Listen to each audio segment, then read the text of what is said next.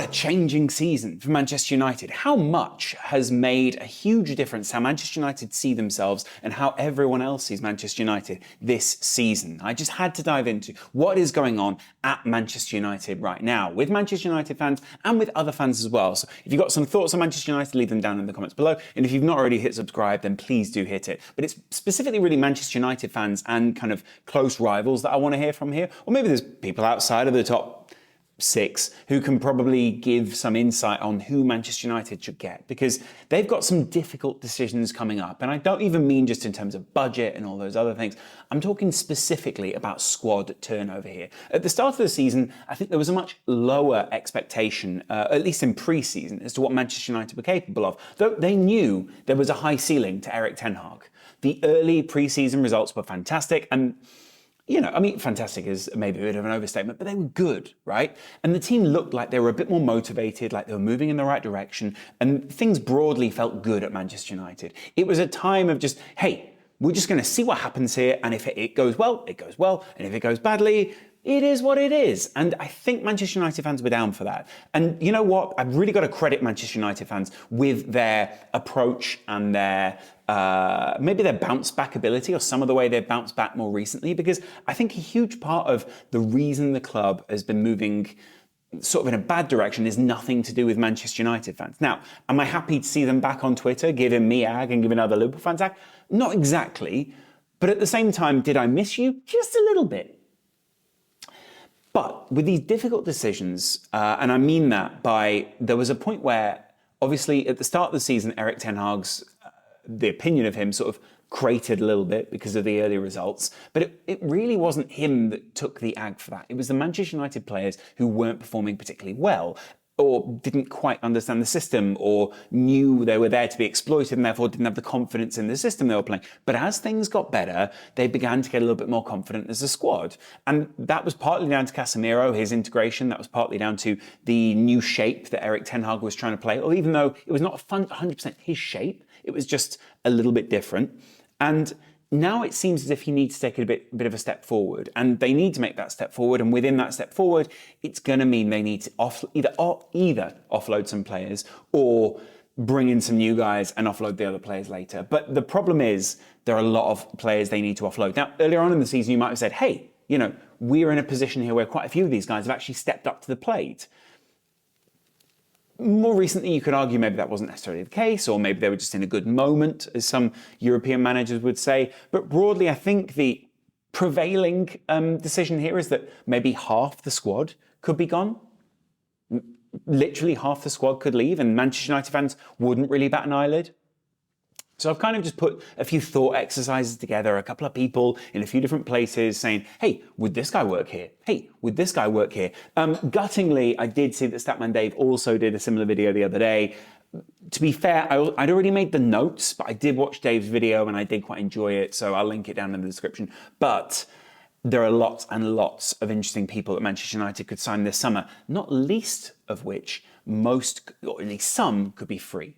I'm going to have a fascinating discussion around this. And I mean fascinating not because I'm doing it, but because other people are fascinating, footballers specifically. Now, we know Manchester United's decisions at the back need to improve. And even though David De Gea has made a huge number of passes in the Premier League this season, and he's improved, I still think most people agree that the Erik ten Hag system with Onana was a much more preferable system for Erik ten Hag to play, and he needs a goalkeeper who can play as that kind of 11th man out on the pitch. And clearly that's not necessarily David De Gea. David De Gea has been a loyal servant to the club. He's been someone who has been he's a Manchester United legend and probably deserves to have won more just for his input into the squad. But not everything works out like that. And, here we are saying Manchester United and David De Gea could have done better in those years.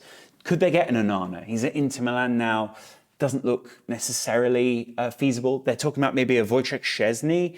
That's an interesting one. There was chat from Statman over whether David Raya would be an interesting one. He's out of contract at some point soon, so maybe affordable from a Brentford or someone like that. I'm not against that, but they just need someone who can distribute out of that back line to the centre-backs and be that, not even distribution, by the way, receive the ball as part of play and also be more of a sweeper keeper, someone who's a little bit more out. Now, David De Gea has tried that. I'm just not 100% sure that that's his strongest set as a goalkeeper, shall we say. And it doesn't mean he's not a good goalkeeper. It just means there is someone who may have a better skill set to suit this. Now, I think that's fair, right? Do Manchester United fans agree or disagree with that? I remember a few years ago, I thought, hey, at Liverpool, Mignolet might be the guy that we're in with a long run here. And now I've seen Alisson. Every time you see a goalkeeper who works in your system, you know it. And I feel in your heart, as much as you love him, you know that David De Gea is not that guy right now. The defence in front of him also needs some improvement. Now, Martinez is a long-term prospect for Manchester United. He's still quite young. I think he's in his mid-20s, 26, something like that. And really, when you're buying a central defensive player, you need someone who's kind of in that window. Varane is a good player. His distribution is mid-level, but it's still good. He's a top-level player, obviously. But there's possibly sense for improvement there. Could you go for a Gvardiol? Maybe he's a little out of Manchester United's reach, though the money may be tempting for someone. Could you go for a Skriniar? You know the guy I'm talking about from Inter Milan. Free contract, end of the season, could come in, looking pretty good. I like that. I don't mind. You want an enforcer back there. He's not necessarily a distributor, but maybe there's some coaching up to be done. Not against it. That's all I'm saying. There is the possibility that some of these guys come in and you can move on, say, the first of a difficult decision to be made here, because I don't feel David De Gea is a difficult decision to be made, Harry Maguire, maybe even a Lindelof. I think Varane will stay. I mean, broadly, Varane should stay, right? He's looked good, and I think the side have been quite good because Manchester United had to play a lot deeper this season. Their back lines had to be a lot deeper. So, Varane's needed to be engaged a lot more. And when he's not been in the team, I don't feel like they have as much leadership. Who's the A side back there? Is Martinez the A side? Maybe not yet. Do you want him to be the A side? Maybe not yet. Anyway, if you go to another position, maybe a right back area, they definitely need a new right back, or they need some new full. By the way, I've not even said the best one. Is it Kim Min-jae as another centre back? He's fantastic. We know he's a good player. We know he's available for a price. If they do something special this season, he may be allowed to move on. There's all sorts of things. Maybe they will have to pay a lot of money for him, but he's an impressive prospect. He'd look great in the Manchester United back line. He'd be a really good presence, but also just a nice reminder of the good old days. And I also think that being that kind of, being a player who comes in with the experience of doing something, why is there always a siren? Of doing something special? Maybe Manchester United need a little bit more of that. Maybe they need someone who comes in and is sort of like, hey, I'm a champion. I'm actually pretty good at this stuff. And Manchester United are like, yeah, cool, in you come. We're also champions, probably at some point. Not yet, but maybe. And then, of course, you got at right back or at left back. Do you want to go for a Rafael Guerreiro? Could be an interesting one. Leaving Dortmund on a free some point soon. Could be interesting. Or could you go for maybe a Grimaldo? I'm just saying there's an interesting position there. They do need a new right back. I don't have many suggestions there. I do think they need to move on Aaron Wan-Bissaka. I do actually think Diogo Dalot is a pretty good player. I will keep him. I don't know what you guys think, but I keep him ahead of Wan-Bissaka. I think Wan-Bissaka is fit for another Premier League team, just not Manchester United. Fair? Unfair? I don't know. Casemiro is clearly a player that Manchester United want to keep, but alongside that, you're going to want to back him up. Now, in central defensive midfield, you need a 6, essentially, but do you want to go for a Caicedo? Do you have the money for a Caicedo and the really expensive centre-back and the really expensive striker? Probably if you're Manchester United. Will you get the money? Possibly not. Although maybe the Glazers and a number of other people in the Premier League are holding out on selling the club until the end of the season. Maybe some other people are also looking at holding out on buying the club until the end of the season to see where certain people finish, to see whether the intricate parts of the deal, a couple of mil here, a couple of mil there, will be spent. Because if a club is in the Champions League, great. If a club is not in the Champions League, anyway, central defensive midfield, you could go for a Caicedo.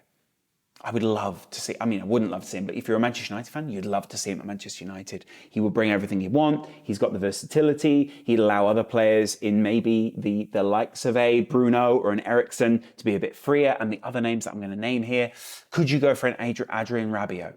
Available on a free at the end of the season. agitate between a 6 and an 8, can be a little bit deeper, could replace a McTominay on that side. I think Fred should stay. I also think Sabitzer is possibly serviceable, and I don't think Adrien Rabiot is enough of an upgrade on him, so maybe it's better to stick with Sabitzer. Do you go for a Laimer? Laimer? The Austrian, you know who I mean from RB. He's great, can pick a pass. If you're not going to get a Fred or a McTominay and you want to play 2-8s, maybe he plays in that kind of a position. I'm just interested. And then finally, my other suggestion for midfield, and I kind of love it. That's right, folks. It's James Ward-Prowse. You guys have been linked with him, so don't tell me that it's a stupid one to say, because I actually think that James Ward-Prowse would make an interesting Manchester United player. He's there for your free kicks, he's there in your midfield, he's there in your attacking sense, he's there in a sense of, you know, he's a serviceable Premier League player, and he kind of stinks of like a Tadic type sort of buy. You know, everyone thought Tadic was done at Southampton, boom, in he goes at the Ajax team, and it's sort of like, hey, this guy knows how to get the best out of him. I don't hate it. I think he's a trusted Premier League midfielder, never quite made it on the England scene, never quite made it on the international scene. He's played 11 times for England. He's scored 2 goals in that time. It is not proof in any way that he could step up to the Manchester United team, but I think he'd make a great squad player, and I'm kind of fascinated to see what he does if he was to go play at a very top side. Also, if Southampton go down, bye-bye. Bye-bye, James Ward-Prowse. Although he would also be the kind of player who you would want to keep in a championship club because he's a step above. Now, in this final exciting set of players, I want you to stick with me. Will you stick with me? Thanks. Listen, I'm also fasting, so I may be a little delirious. Listen, Wilfried Zaha, are you willing to have that conversation? If you guys are going to get rid of a midfield of, well, the wide midfields of Sancho, Pellistri, maybe even an Elanga. Garnacho's a long-term prospect, but you know that Zaha is goals, bro. Is he? Probably. Probably going to stick around at Crystal Palace, but just on the off chance, do you want him to come back? Do you want him to have another try? Or do you think under the big lights of Manchester United, he never quite had what it took? Or do you think he took too much of what he wanted to have, which at the time was someone else's daughter? If you know the rumours, you know the rumours. I don't know if they're true. Anyway, Jonathan Bamba from Lille. Seen him score some great goals in his time. Really love him as a player. Could be available on a very cut price. Would be interested to see. And now into the final few names. Exciting players here. Manchester United are willing to rival Chelsea for the signing of João Felix. What? What?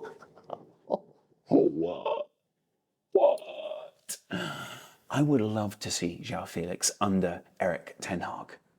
Where does he fit in this team? We don't quite know. Would it be another big spend? Yes. Do all these players need to complement the likes of Rashford and Antony? One of the two. I think Antony's doing well, right? But broadly, you need some backup out on that wing. Sure, he may be a number 1. He might actually be a B-side. If you make the Champions League, you need to rotate. You need some more options in there. Maybe it is that you do need more 8s than you need, 7s. But do you see what I'm saying here? So this is where the real key names come in. 2 big names that you could be linked with this summer. Juve need the money. Vlahovic. Went to go see Juve play a couple of weeks ago. Saw them in the Turin derby. Saw them play in Torino. Saw Paul Pogba come back. Saw why United miss him. A couple of days later, saw why United don't miss him. Vlahovic doesn't have. It just doesn't have that feeling of a player who's going to. I mean, he will probably stay at Juve, but it's not that feeling of a player who's going to be happy to not win huge things at Juve.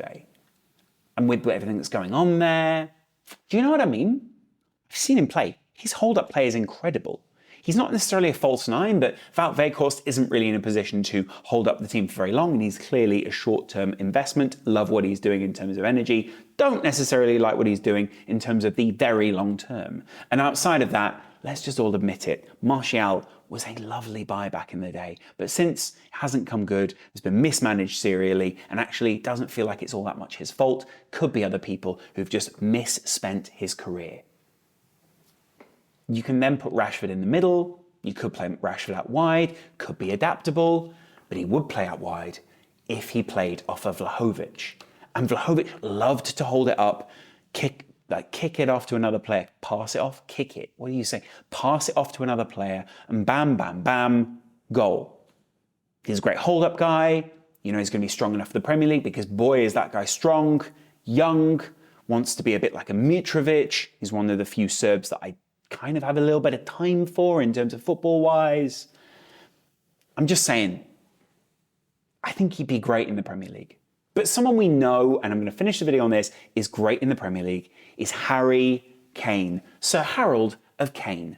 Manchester United make him top of their transfers. Their summer transfers need to have a striker because they don't have someone who can score goals. Add 20 goals a season to your match.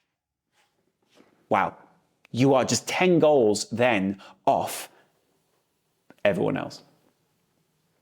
Your Cities and your Arsenals and those kind of guys. I checked the Premier League table earlier. I'm just saying, you guys could do with like 20, actually more like 30 more goals at this point. And let's face it, the gap could widen by the end. So you probably need more like 30 more goals, maybe even 35. Harry Kane is going to bring in more goals from the likes of Rashford. He's going to bring in more goals from the likes of maybe even Anthony, maybe even someone else who's just going to play off him, like a little winger, someone like that. I'm just saying, if you're going to sell your Sanchos, if you're going to sell your Van der Beeks, your Freds, your McTominays, your Sabitzas, possibly Luke Shaw's just signed a new contract, your Williamses, your AWBs, your Varans, your Lindelofs, you probably keep Varane, even your Ericssons. You're going to get some money in. Spend it wisely on good, solid players, a good starting 11, and then build the squad from there. You've got some good squad players who can come in and fill little gaps, maybe they're similar to your Liverpool types, and you've got to build in a similar way. You don't have to, but you've got your Man Cities who play your sort of your Man City way where they just build the squad out incredibly well. You've got your Liverpools who build that core starting 11 and then build from there. You've got your Arsenals who have that core starting 11, find the shape, and then build from there, right? You've got your 6 that sits deep, which is probably a Casemiro or a Caicedo, and then in front of that, you've got your 2 8s, possibly a box at some point, but probably your 2 8s, because that's not the way that Eric Ten Hag likes to play, and suddenly you're on your way. Manchester United fans, let me know what you think of my picks down in the comments below. I think Harry Kane is going to be a Manchester United player next year. There, I said it. Stays in the Premier League, gets the goal-scoring record, bing, bang, bong. Look where he is. It's good to chat to you guys. I'd love to know what your comments are in the comments below. Let me know, and I'll see you guys in a while. Much love.